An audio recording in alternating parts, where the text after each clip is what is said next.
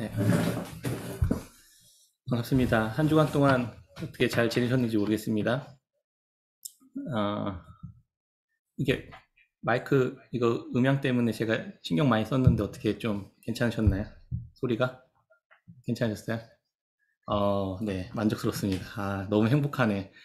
한 하루는 꼬박 이거 고민한 것 같아요. 막 유튜브 찾아보고 엄청 검색하고 계속 그렇게 했습니다. 어,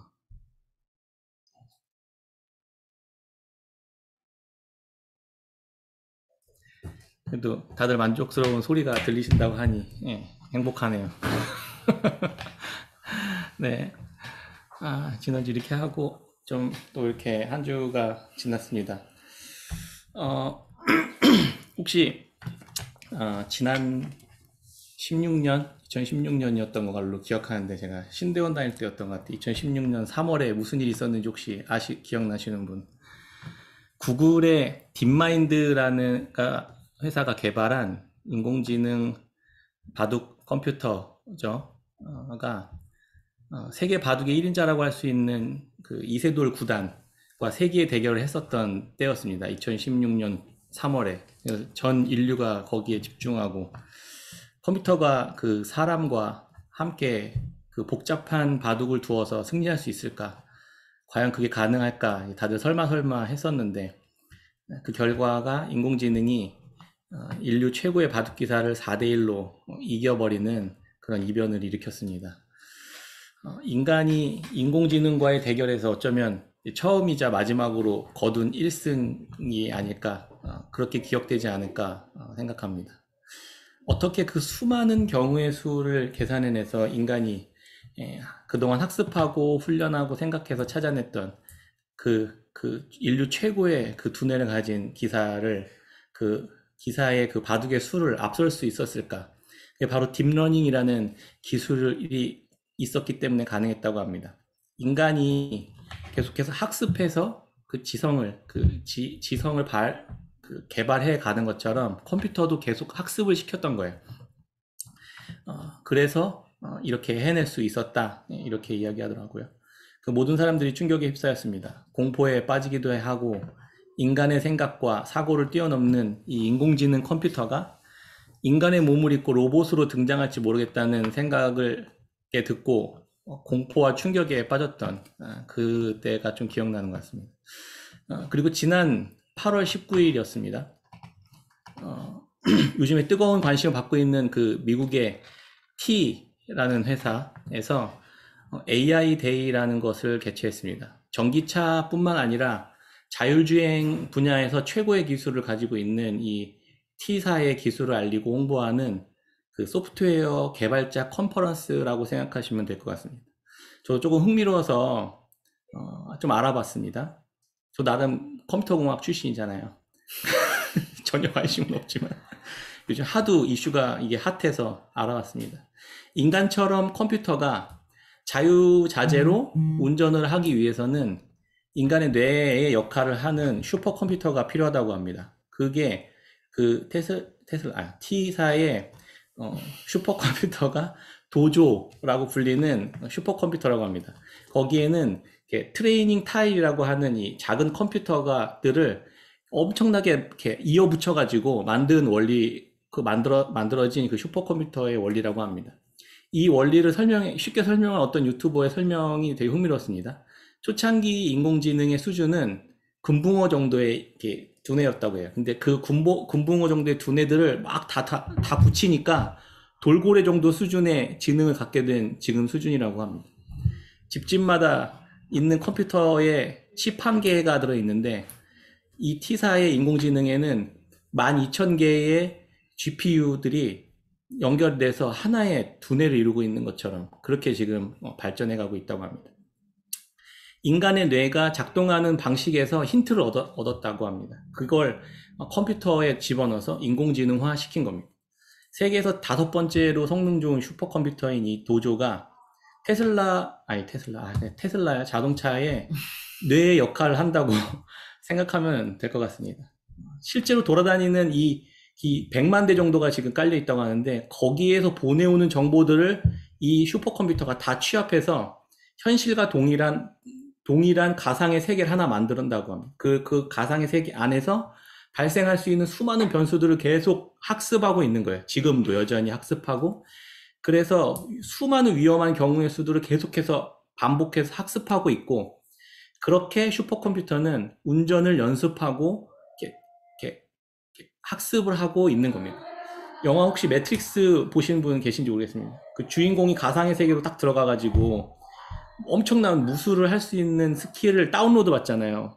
그래서 이제 갑자기 다운로드 딱 받는 순간 이 사람이 이렇게 막 엄청난 무술들을 다 습득해버리는 그런 장면을 떠올리는데, 실제로 그곳이 도조라고 불리는 공간이었어요. 그거를 실제로 이제 슈퍼컴퓨터 이름에 갖다 쓰고 있는 겁니다. 이렇게 스스로 수많은 위험한 상황을 학습한 자율주행 자동차가 등장하게 되는 것입니다. 이번 인공지능 기술의 이 발표로 전 세계의 프로그램 개발자들이 엄청난 충격을 받았다고 합니다. 이렇게 인간의 생각과 판단 능력을 요구하는 바둑을 뛰어넘은 지 5년 만에 인간보다 더 운전을 잘하는 인공지능이 탄생하게 된 순간을 맞이하게 된 겁니다. 물론 지금 현실 속에서 이렇게 엄청나게 운전을 잘하는 건 아직 불가능합니다. 그런데 느낌이 오시지 않아요? 얼마 남지 않았구나. 이런 느낌이 강하게 듭니다. 인간의 뇌처럼 생각하고 판단하고 수행할 수 있는 이런 컴퓨터를 만들어낸 이 인간들의 머리와 지혜가 얼마나 대단하고 놀라운지 모르겠습니다. 욥기 말씀을 묵상하다 말고 웬 인공지능인가 하실지 모르겠습니다. 욥기와 인공지능이 과연 무슨 상관이 있을까? 욥기는 고대에 살았던 인간들의 대화였습니다. 근데 그들의 주제가 지혜였습니다. 그것이 오늘날 상황으로 끌고 오면, 그래서 오늘날 상황에 표현할 수 있는 언어로 표현하자면 이런 대화쯤 되지 않을까 싶은 생각을 한 겁니다.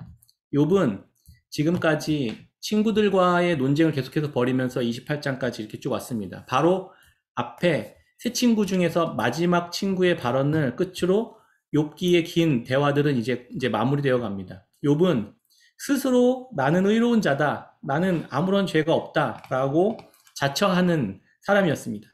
악인들이 받아야 할 심판을 그런 악한 사람 받을 그런 악한 사람이 내가 아니다라는 것을 계속 주장했고, 친구들은 야 너가 받고 있는 그 징계와 심판은 하나님께 대적한 악한 자들이 받게 될 심판과 동일해 보이는 걸 보니까 너는 악인이 확실하다. 지금 이 논쟁을 계속해왔던 거 기억나시죠? 욥은 악인이 받아야 할 심판에 대해서는 오케이 나도 그렇게 될 거라는 거 나도 동의해. 근데 나는 아니야. 이렇게 주장한 거예요. 친구들은 아무런 죄도 없는 욥을 계속해서 정죄하고 무죄한 사람을 정죄하는 그 사람이 바로 악인이다라고 욥은 주장하고 있었던 겁니다. 그 끔찍한 심판을 받게 될 것이 무죄한 사람을 정죄하는 그 사람이 바로 받게 될 것이야. 욥은 그렇게 이야기하고 있었던 거예요. 그게 오늘 본문의 앞에 있었던 25장부터 27장까지의 이야기입니다. 무엇이 지혜인가? 무죄한 욥에게 죄인이 받아야 할 심판의 결과를 받는 거라는 그 사실을 아는 것이 지혜일까요? 아니면 무죄한 욥을 정죄한 그 모습이 죄인임을 아는 것이 지혜일까요? 많이 헷갈리시죠?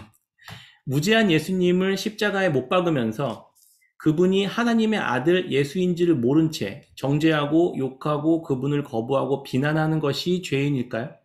그렇죠. 그게 죄인입니다. 아니면 십자가에 달려 죽는 모습을 딱 보아하니 그 모습이 죄인의 모습이니까 예수님도 죄인처럼 그렇게 죽으신 거야 라고 생각하는 것이 지혜일까요? 헷갈리시나요? 한번 잘 고민해 보세요.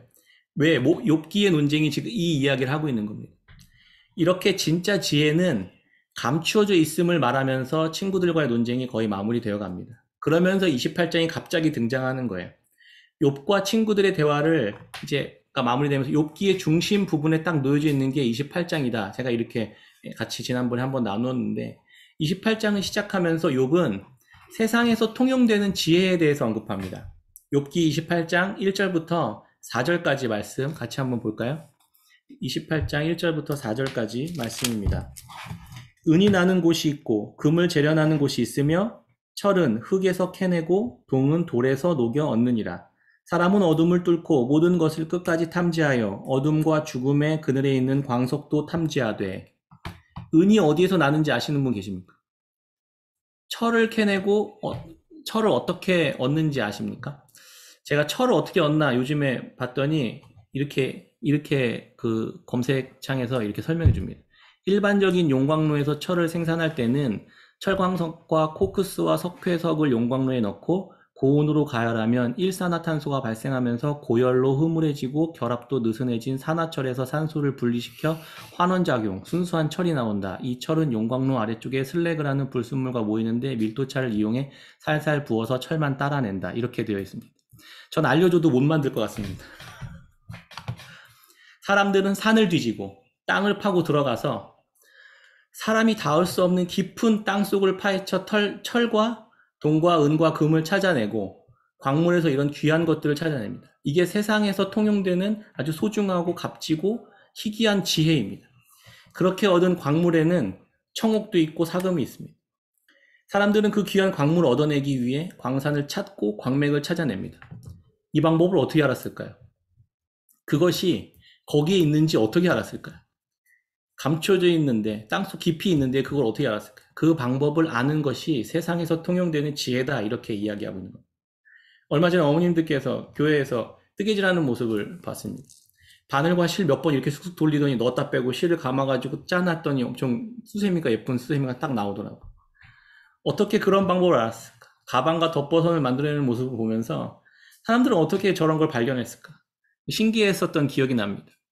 고대에 기록된 성경은 당시에 매우 귀하고 값진 것을 금과 은과 철과 동을 구하는 방법을 알고 있는 것, 그 값진 것을 구하는 방법을 알고 있는 것을 지혜라고 말한 것 같습니다.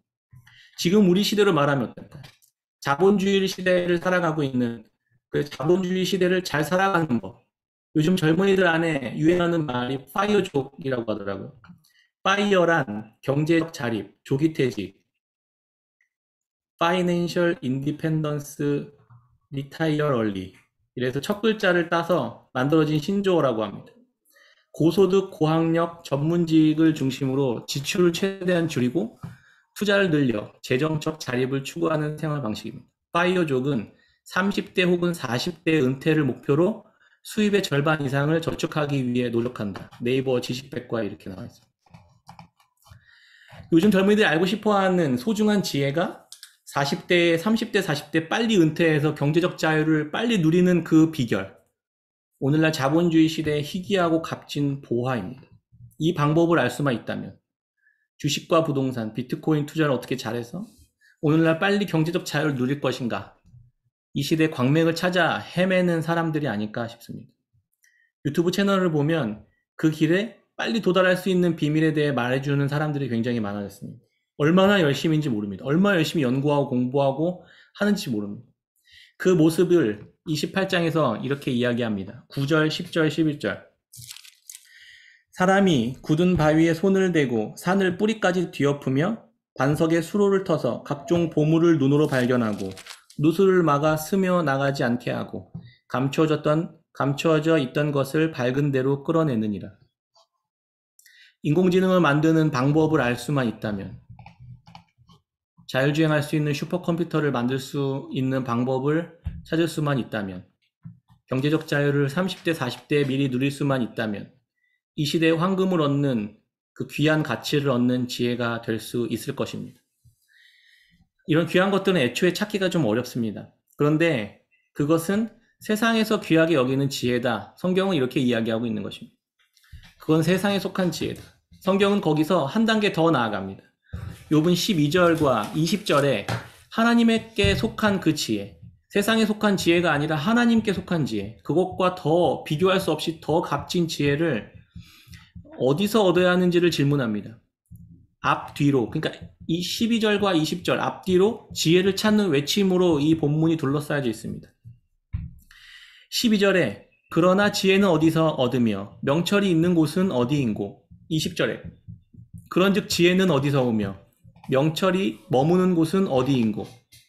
세상은 인간이 생각할 수 있는 첨단 기술의 경이로움에 놀라합니다. 일부의 사람들만 알고 있는 이 파이어족이 될 수 있는 노하우와 비밀에 놀라워합니다. 어떻게 그것을 알 수 있을지 엄청나게 연구하고 찾습니다. 그것은 우리가 살아가는 세상에서 매우 값지고 소중하게 여겨지는 것들입니다. 맞습니다. 그게 나쁘다는 게 아니라 소중하고 귀한 것들이고 좋은 것들입니다. 인간은 땅속 깊은 곳에 있는 광물을 찾아내는 길을 아는 것도 매우 값지다. 성경은 그렇게 이야기합니다. 실제로 그런 방법은 희귀하고 또 값진 것들입니다. 그러나 더 깊은 질문들을 우리에게 성경은 계속해서 던지는 것입니다. 온 우주 만물을 만드신 하나님의 진정한 지혜는 얼마나 더 크고 값진지, 이 세상의 지혜를 얻을 수 있는 것들과 얼마나 차원이 높은지 그걸 계속 이야기합니다. 욥기 28장 15절부터 19절에 그 비교에 대한 내용들이 언급되고 있습니다. 순금으로도 바꿀 수 없고 은을 달아도 그 값을 당하지 못하리니 오빌의 금이나 귀한 청옥수나 남보석으로도 그 값을 당하지 못하겠고 황금이나 수정이라도 비교할 수 없고 정금 장식품으로도 바꿀 수 없으며 진주와 벽옥으로도 비길 수 없나니 지혜의 값은 산호보다 귀하구나. 구스의 황옥으로도 비교할 수 없고 순금으로도 그 값을 헤아리지 못하리라. 당시 고대 세계에서 가장 값지다고 여겨졌던 것들, 그 목록들이 쭉 다 나왔습니다. 가장 귀하고 값진 것을 알아보는 사람은 자신이 가진 그 모든 것을 다 팔아서라도 그것을 얻기를 원합니다. 욥은 세상 어떤 값진 보물의 값어치가 지혜의 값과 비교할 수 없다 이렇게 이야기하고 있는 것입니다. 지혜의 값이 다른 모든 것을 다 더한 값보다 더 귀한 어떤 것이라는 것입니다. 예수님은 하나님 나라의 비유를 이야기하면서 보석장사의 비유 이야기하는 것을 혹시 기억하신 적 있습니까? 천국은 마치 밭에 감추인 보화와 같다고 했습니다.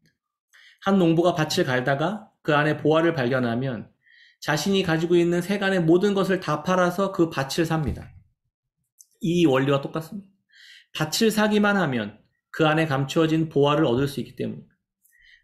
내가 가지고 있는 모든 것을 다 팔아. 그래서 빈털터리가 되어도 괜찮습니다. 그것과 비교할 수 없는 더 값진 것 하나를 얻을 수 있기 때문에 이게 지혜라는 것입니다. 좋은 진주 구하는 장사꾼은 극히 값진 진주 하나 발견하면 자신이 가진 모든 소유를 다 팔아 그 진주를 구합니다. 오늘 로또 번호를 알 수 있는 방법이 있다면 그것을 얻기 위해 온갖 팔 수 있는 것을 다 팔지 않겠습니까? 모든 것을 다 팔아서 거지가 되는 것처럼 보여도 그보다 더 값진 것을 얻을 수 있다면 거지처럼 보이는 길을 택하는 것이 지혜인 것입니다. 그 지혜를 얻을 수만 있다면 나머지 모든 것을 다 팔아도 아깝지 않은 것이 바로 지혜인 것입니다. 그러나 욥기의 결론은 우리가 사는 세상에서 그 지혜를 결코 찾을 수 없다라고 이야기합니다. 그 지혜를 찾는 방법에 대해서 아는 사람도 없다라고 이야기하며 절망합니다. 세상의 지혜도 값진 것을 얻을 수 있는 비밀은 구하기가 쉽지 않고 그 값이 매우 비쌉니다. 하물며 하나님께 속한 것, 그것과 비교할 수 없이 광대하고 영원한 지혜를 어디서 얻을 수 있을까요? 욥기 28장 13절 14절에 또 21절 22절에 이렇게 이야기합니다. 그 지혜를 찾아다니는 사람의 약간 목마름과 그 이야기들을 약간 의인화해서 이렇게 이야기합니다. 13절에 그 길을 사람이 알지 못하나니 사람 사는 땅에서는 찾을 수가 없구나. 깊은 물이 이르기를 내 속에 있지 아니하다 하며 바다가 이르기를 나와 함께 있지 아니하다 하느니라. 모든 생물의 눈에 숨겨졌고 공중의 새에게 가려졌으며 22절에 멸망과 사망도 이르기를 우리가 귀로 그 소문은 들었다 하느니라. 깊은 물과 바다에게 물어보아도 모른다는 답변뿐입니다. 모든 생물과 공중의 새도 멸망과 사망이 있는 땅 깊은 곳에 간다 하더라도 찾을 수가 없다는 것입니다. 인간의 지혜의 근원인 선과 악을 알게 하는 나무, 생명나무를 찾아내려고 연구하고 탐구하고 힘을 합쳐 자신이 하나님처럼 되려고 애썼습니다. 하늘에 이르는 탑을 쌓으려고 애썼습니다. 만물의 영장이라 불리는 인간과 동일한 그보다 더 뛰어난 인공지능을 만들어 보려 애쓰는 모습이 꼭 이와 같이 보입니다. 일찍 은퇴해서 경제적 자유를 누리는 파이어족이 될 수 있는 방법을 얻기 위해 온 힘을 다해 쏟습니다. 그렇게 경제적인 자유를 얻으면 뭘 하려는 걸까요?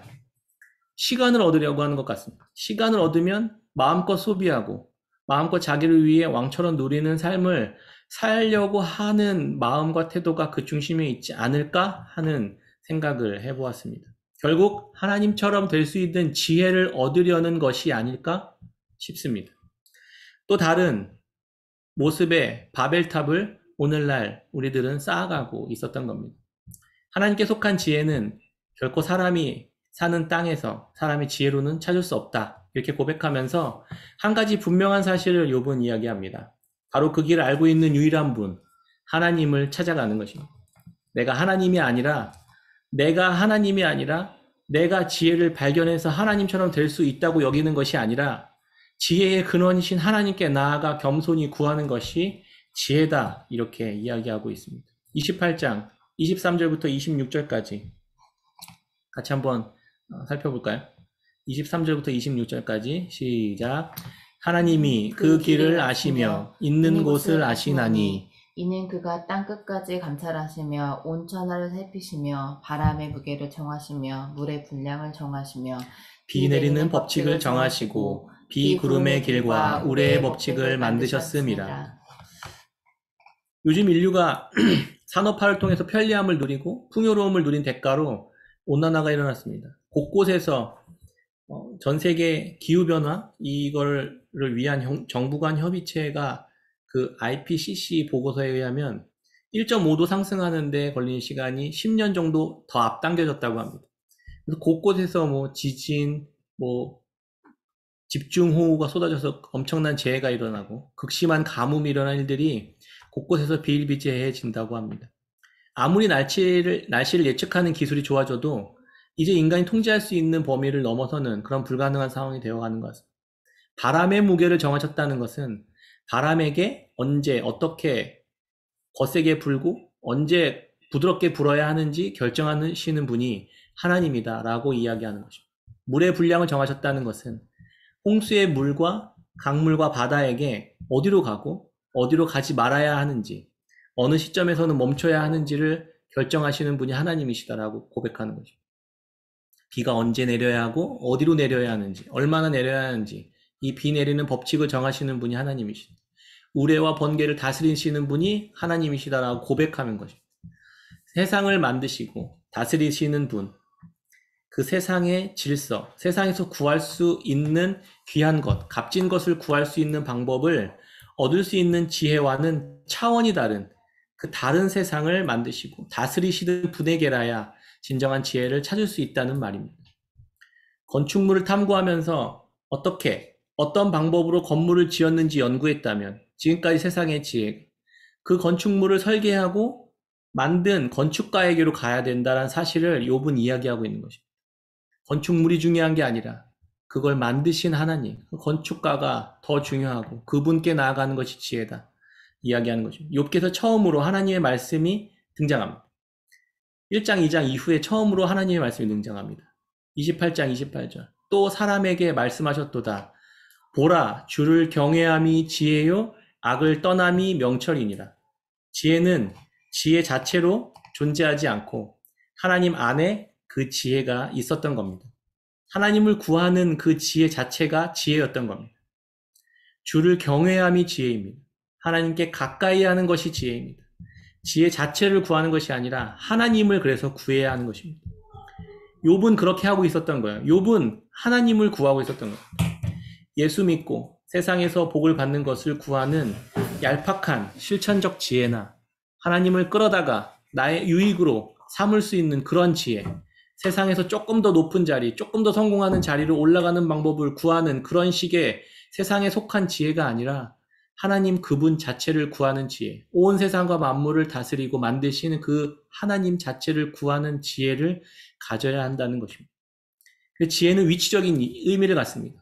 어느 쪽으로 더 가까이 가는가, 주를 경외하는 쪽으로 가는 것이 지혜다.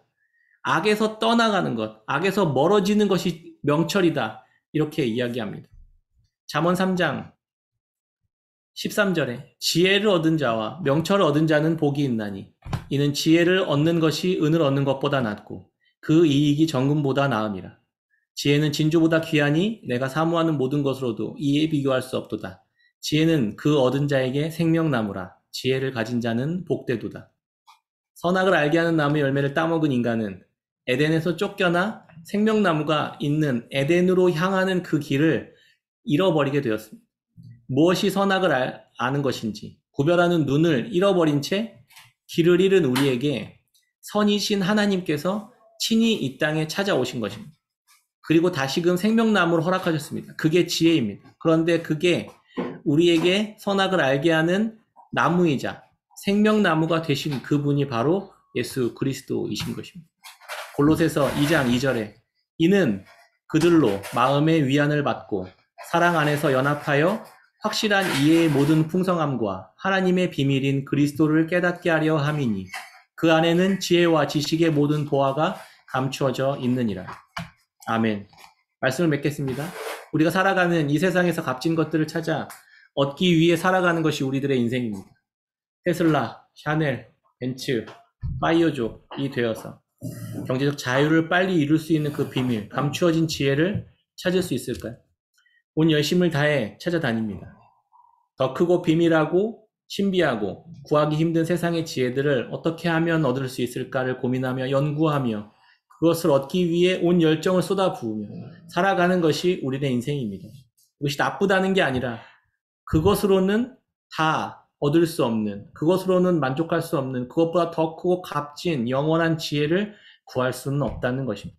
성경은 꼭꼭 숨겨져 있고 그것보다 더 값진, 감추어진, 그것과 비교할 수 없는 가장 값진 유일한 지혜를 이렇게 알려주는 것입니다.